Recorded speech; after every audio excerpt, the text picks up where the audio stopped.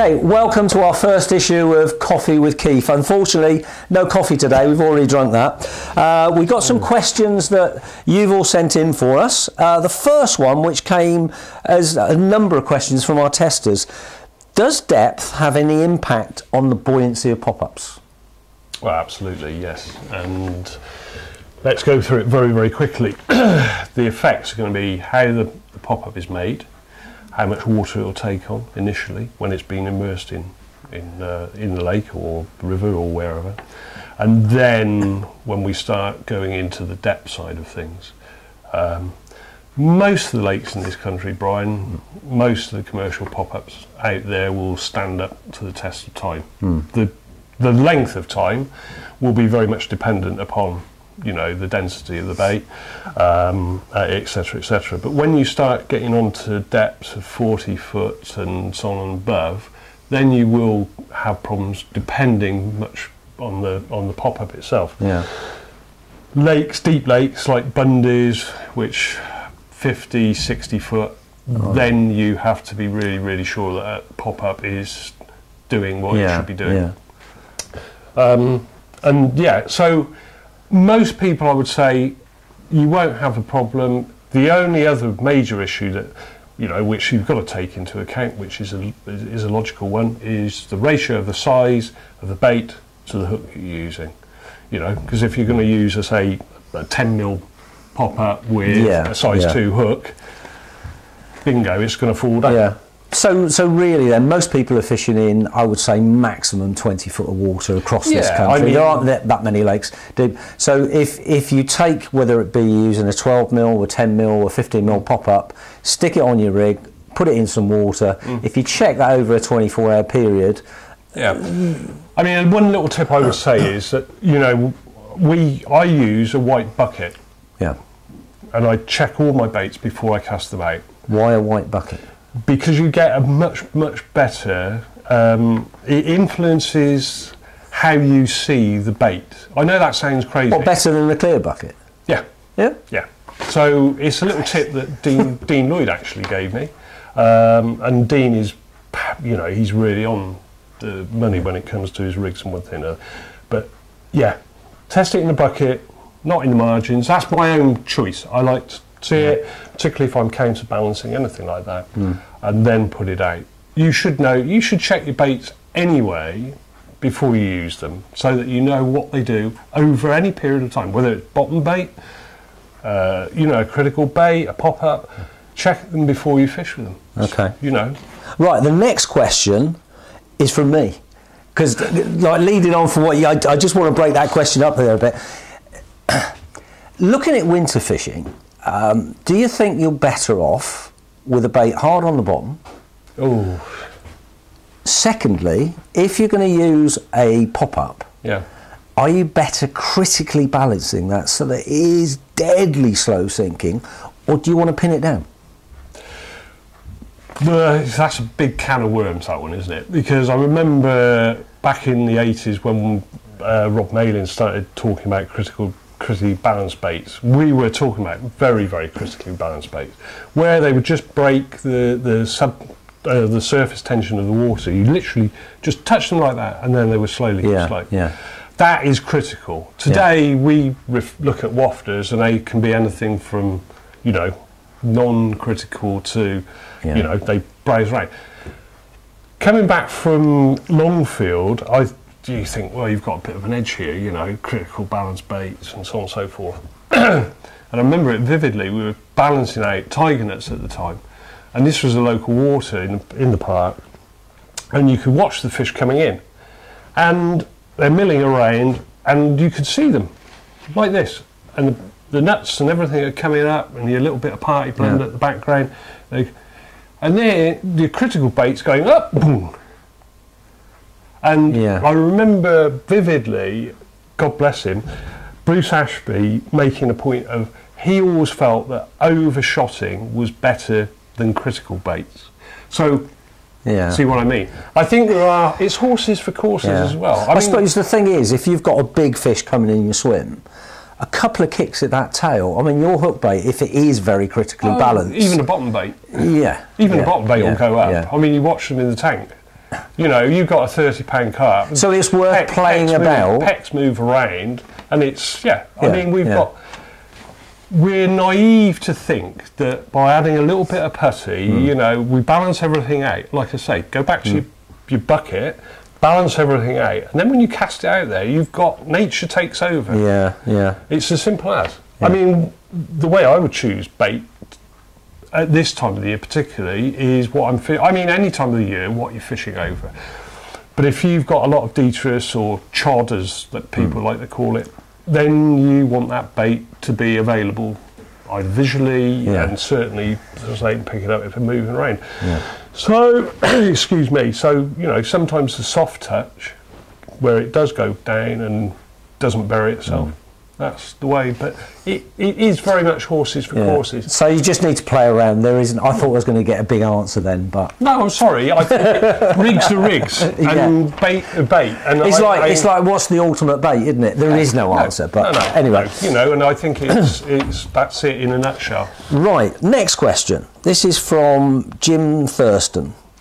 Out of every additive available on the market, which two are best for A, attraction, and B, feeding trigger? Right, I'm running now because I can imagine every other bait company who knows me out there is going to say, if you don't mention my bait or this bait, well, it's a tricky one, Jim, because, I mean, you know, jokes apart, what's behind us? Beetling. How long's that taken?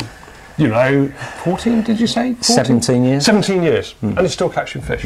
So, beetling, absolutely. Nailed it.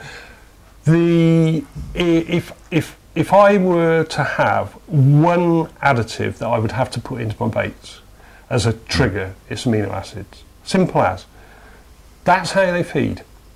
That's how carp find food, or you know, one of the most important areas. So amino acids, and this is very unbiased, you see. So amino acids and vitamins. They need both. Give them both, something they need, nutritional recognition. Even in a carrier bait, you'll still get more pickups. Fact, you know, I mean, that's it. But I'm not certainly going to be naive enough to say, you know, one particular branded product is better than another brand, because every company have got these little triggers, which, you know, you've got the squid, brilliant. You've got Tutti Frutti, brilliant. Beetling, brilliant. You know? So every bait company worth its salt will have, excuse the pun, will have a good combination of triggers, you know. And it's as simple as that. There you go, Jim. Right, next question. Andrew Bird. Hi there. Do you believe some boilies work better in waters with certain pH levels than others? Very technical, these questions. If so, can you give us any pointers on what to use in waters with high, low and neutral pH? Yeah, well, Andy, we could... very basically. How long have we got? The simple fact of the matter is, and this is the simple fact of the matter, that you can have a bait that I've seen it myself, that will work famously in a lake, and you can literally walk across the road onto another lake and it fails miserably. Now, there can be a whole host of reasons for that. I suspect predominantly it will be the attractor package rather than the base mix. But to give you a classical example, for example, blood meal or bloods. Now, carp do like them, but they are very intolerant of high levels. But that level can be so minimal that on one lake it's perfectly okay to say maybe have an ounce in in 2 pounds. You can maybe up it, and then other lakes that won't happen. So the tie-up between the bait and pH is more the point of attractors. So look at all of the really, really good attractors out there, have a look at their pHs, and you will see that they all fall within a very, very close pH range. Some of that goes back to naturals, like coronamus, bloodworm larvae. Yeah. Why do carp like bloodworm? 3 amino acids, 55% protein content, they've got about a 9% crude fat, so they've got energy, they've got everything. And yeah, all in one. All in one. Yeah.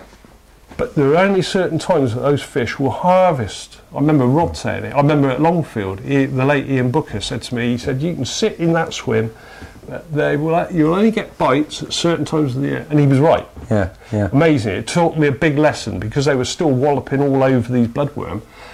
They weren't interested in anything else. So we tweaked everything. So you're attracted, if you want to go down the route of science, attractor levels, the ideal attractor pH is around about, as a generalisation this is, around about 4.5 to 4.8. Okay. I'm not going to tell you all the other reasons. No.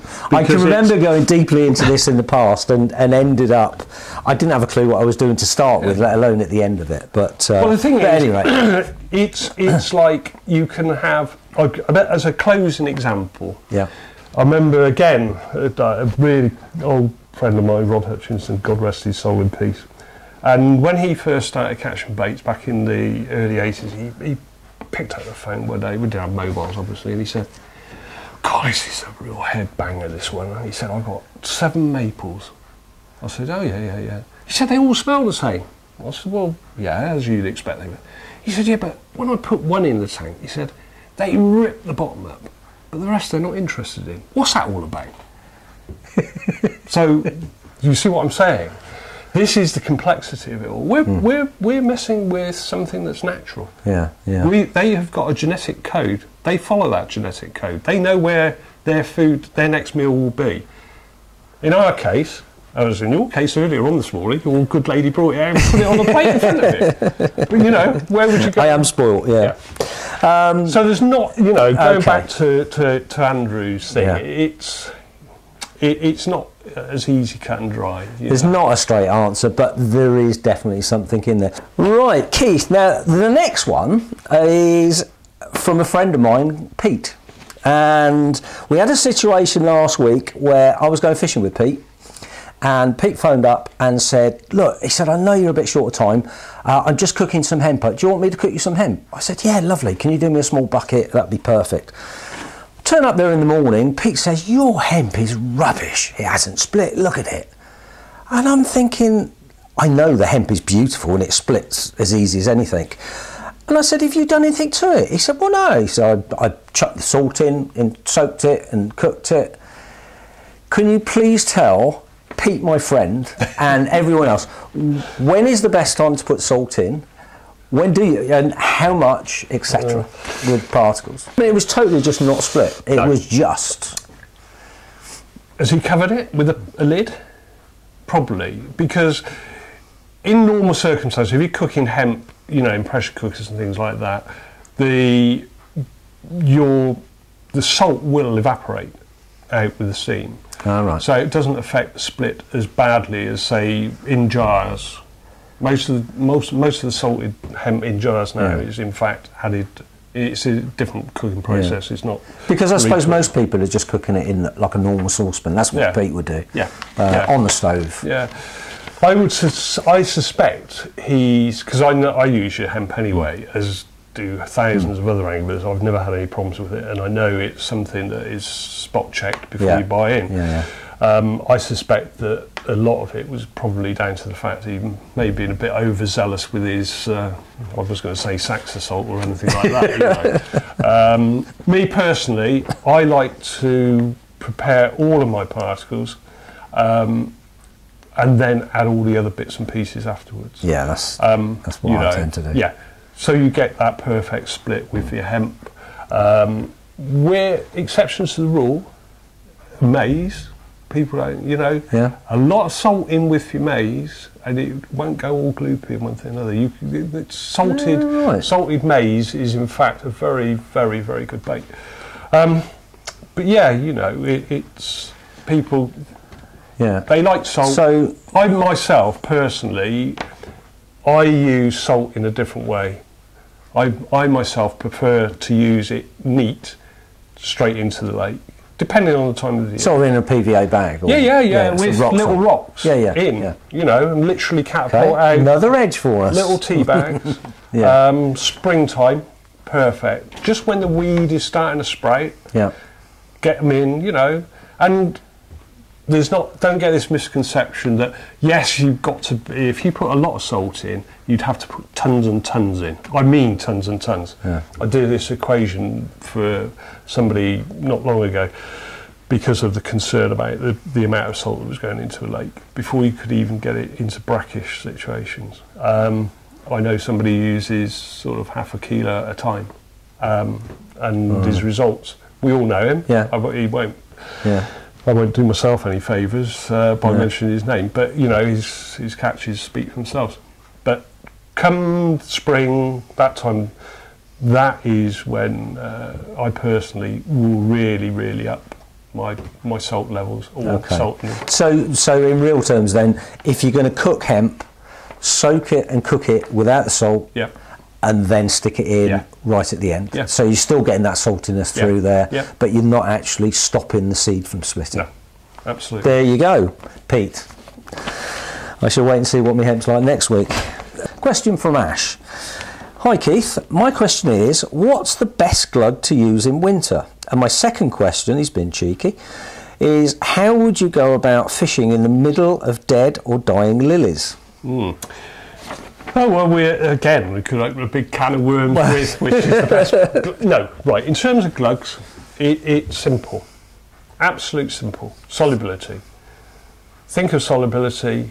Solubility equals attraction. Attraction equals carp finding your bait a lot quicker. So there are a lot of good glugs out there. You know, the slimes are a classical example, can be used all year round, over anything. They have this lovely tendency of holding in the water, so you've got a visual attraction as well as the sort of the chemoreceptive attraction of the loosely the smell. They're brilliant. There are one or two fish products out there that are water soluble and hold. And then again, go back to what I've said before, you know, test it. Just look at how everything behaves, because that's the most important thing. In your bucket, in a little tank, or whatever, so that you know. You know, it's like in the old days when we used essential oils. The size of the oil droplet will dictate how effective it is in certain water temperatures. So, you know, solubility is the key to everything. So just get your dips out, stick your baits in it, stick it in some water, and see what happens.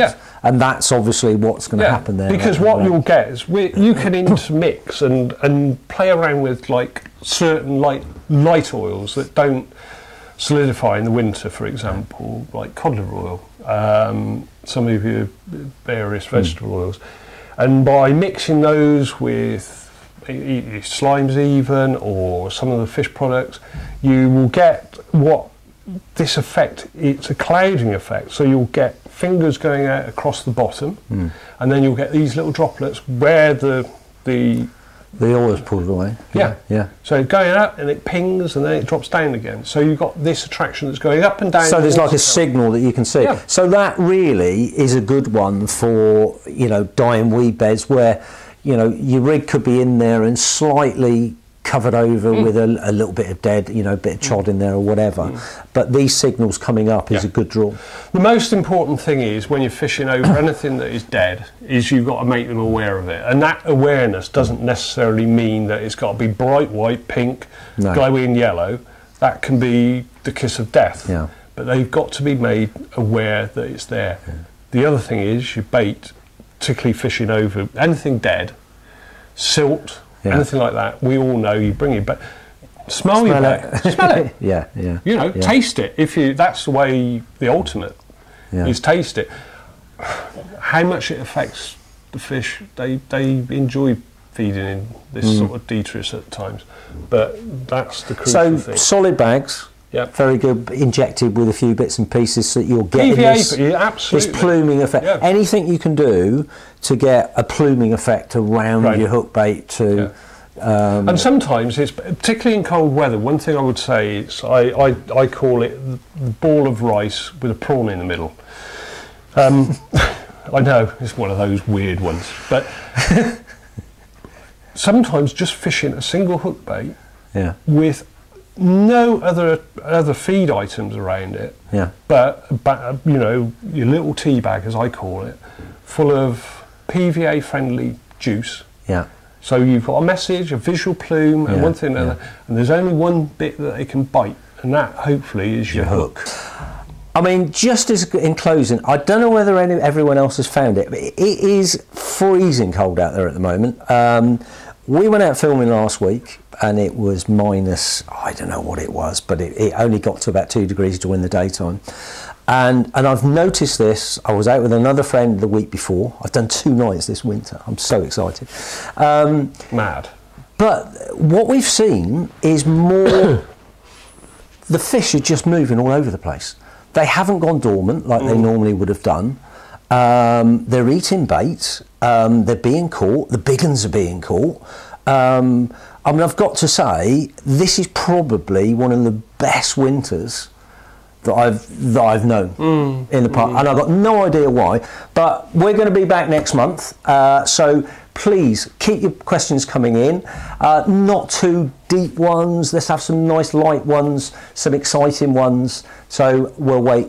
Thanks very much, Keith. That's all right, Brian. Been good speaking to you again. As good. And let's hope the coffee's.